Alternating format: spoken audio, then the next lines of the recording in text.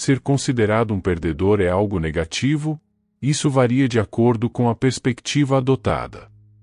O filósofo estoico Epicteto ofereceu insights valiosos sobre o que comumente buscamos na vida. As realizações que a sociedade atual enxerga como indicadores de sucesso, como riqueza e fama, eram vistas por Epicteto como insignificantes em comparação com aquilo que genuinamente enriquece nossa existência e reside dentro de nós. Ele notou que a incessante busca por conquistas e validação frequentemente nos impede de alcançar algo substancialmente superior, um estado de felicidade imune às flutuações das circunstâncias externas, incluindo as opiniões alheias. No entanto, nosso receio de sermos rotulados como perdedores frequentemente nos leva a suportar sofrimentos em busca da aprovação alheia. Isso representa um estado de lamentável dependência de bens exteriores, colocando em risco nossa capacidade de vivenciar a verdadeira felicidade e liberdade. Epicteto, em consonância com a filosofia estoica, nos incentiva a abrirmos mão do que ele chama de coisas de menor importância. Se isso implica sermos considerados perdedores pela sociedade, ele argumenta que é um preço que vale a pena pagar. É importante salientar que este vídeo não advoga pela negligência ou pelo autoflagelo, mas, pelo contrário, apresenta a perspectiva estoica.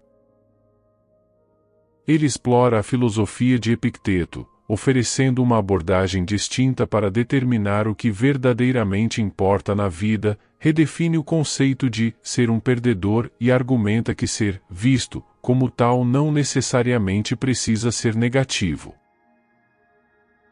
O que define um perdedor? O dicionário Merriam-Webster nos oferece uma definição que se aplica ao tema deste vídeo: uma pessoa incompetente ou incapaz de alcançar o sucesso. No entanto, a competência e o sucesso são relativos e dependem da perspectiva de cada pessoa. O que é considerado competência para alguns pode ser visto como incompetência por outros. O mesmo vale para o sucesso. O que constitui sucesso para uma pessoa pode ser completamente diferente para outra. Por exemplo, para muitos, gerenciar com sucesso um pequeno negócio, como um salão de beleza, é um feito notável. Por outro lado, para alguns, o sucesso pode ser definido como enviar seres humanos a outro planeta. As definições de competência e sucesso estão em constante evolução, variando de acordo com o contexto social, segmentos da população, cultura e religião. Portanto, o conceito de ser um perdedor é altamente subjetivo, vago e, fundamentalmente, não significa mais do que o que as outras pessoas projetam sobre ele. No entanto, quando contextualizamos a ideia de ser um perdedor nas sociedades consumistas e capitalistas atuais, percebemos que essa noção está intimamente ligada à busca por bens externos, principalmente dinheiro e fama. As pessoas têm uma imagem específica do que é necessário para se sentirem plenas, e essa imagem varia consideravelmente. Para muitos, isso envolve ter um emprego bem remunerado, um parceiro atraente, 2 até 3 filhos e uma casa grande. Para outros, essa imagem inclui conquistar muitos seguidores nas redes sociais e construir um círculo social amplo e intrigante como prova de seu valor. E o que acontece se não nos alinhamos com essa imagem convencional? Nesse caso, somos rotulados como perdedores. Somos considerados incapazes de alcançar o que é amplamente desejado e, consequentemente, incapazes de alcançar sucesso na vida. Infelizmente, ser considerado um perdedor acarreta uma série de desvantagens. Não apenas significa que falhamos aos olhos dos outros, mas também que somos alvo de desprezo por isso. No entanto, é fundamental questionar o quão desejável é alcançar o que supostamente deveríamos ter em primeiro lugar. E quão terrível é ser alvo de zombaria caso não alcancemos esses padrões convencionais. É neste ponto que as ideias de Epicteto se tornam relevantes. Epicteto tinha uma visão bastante crítica desses bens externos. Ele os caracterizava como frágeis, subservientes, e o que é mais importante, fora de nosso controle. Ao perseguirmos coisas como riqueza e fama, estamos buscando algo instável, pois estamos atrás do que pode ser tirado de nós em um instante. Além disso, essa busca por bens externos vem com um custo significativo, um preço que muitos estão dispostos a pagar, mas que implica em sacrifícios substanciais. Como exemplo, ele menciona alguém que deseja triunfar nos Jogos Olímpicos, uma busca que ainda hoje, se bem-sucedida, gera grande respeito. No entanto, ele nos instiga a considerar o que precisamos abrir mão e até que ponto isso realmente nos beneficia. Nas palavras de Epicteto, você deve se submeter a regras, aderir a uma dieta, renunciar a indulgências, exercitar seu corpo, esteja você disposto ou não, em um horário determinado, sob calor e frio, não beberá água gelada, e às vezes nem mesmo vinho. Em resumo, você deve se entregar ao seu treinador como faria com um médico. Assim, no final da competição, você pode acabar jogado em um fosso, deslocando um braço, torcendo um tornozelo, engolindo poeira, sendo chicoteado e, no final, até mesmo perdendo a vitória. A questão que Epicteto coloca é: vale a pena? É sensato passar por tantos desafios apenas para, nas palavras de Marco Aurélio, ganhar a aprovação das multidões? Especialmente quando reconhecemos que o elogio público é volátil e pode se transformar em desgraça pública em um piscar de olhos. Essas coisas não são consistentes, disse Epicteto. Epicteto enfatizava que somente as coisas que estão sob nosso controle merecem ser buscadas. Essas coisas incluem qualidades internas como contentamento, alegria, ação correta, tranquilidade e o poder de autocontrole. O restante, ou seja, as circunstâncias externas e bens materiais, é frequentemente superestimado e deve ser deixado em segundo plano. A ênfase estava sempre na importância de desenvolver e cultivar virtudes e qualidades internas que não são dependentes de fatores externos e, portanto, podem levar a uma vida mais significativa e serena. Epicteto faz repetidas distinções entre as coisas como elas são e a imagem que projetamos delas em nossas mentes. Por exemplo, ele nos ensina que há uma diferença entre a forma como vemos nossos familiares e o que eles são verdadeiramente. Embora um homem possa considerar sua esposa e filhos como únicos e desejáveis acima de todas as outras, eles continuam sendo seres humanos como todos os outros. O que os torna especiais para nós é a maneira como aparecem em nossas mentes, não sua essência independente de nosso julgamento. Essa lógica pode ser aplicada a tudo o que é externo. O que torna um objeto de desejo tão atrativo? É o objeto em si ou a percepção que temos desse objeto? Muitas vezes, agimos como um rebanho de ovelhas que deseja o que deseja simplesmente porque todos os outros o desejam. Além disso, evitamos o que ninguém mais deseja, ou seja, ser rotulado como perdedor. No entanto, não é intrinsecamente errado desejar o que os outros desejam. Em muitos casos, o que a maioria busca pode ser benéfico em termos de saúde e bem-estar. No entanto, em muitos outros casos, não é. Determinar se é sensato seguir o que todos os outros buscam requer sabedoria e discernimento.